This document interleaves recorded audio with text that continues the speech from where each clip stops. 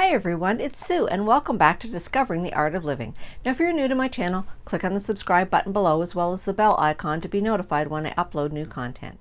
So today is the first Wednesday of July, and you know what that means. It's Wacky Wednesday! But also another little extra for my Canadian friends, it's also Canada Day!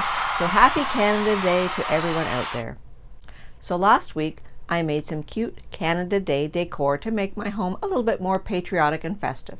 So if you missed that video, you can click on the link above and I'll show you what I did. So if you're new to my channel and you're wondering what the heck is Wacky Wednesday, it's where you, the subscriber, suggest to me 3 totally unrelated items. They don't even have to be crafty items, and I have to try to incorporate them into some form of pretty and useful home decor. Sometimes it can be a little bit tricky, but I like the challenge. So today's suggestions were by Turnings by Turner, and I will put a link in the description box below for his channel if you wouldn't mind checking it out.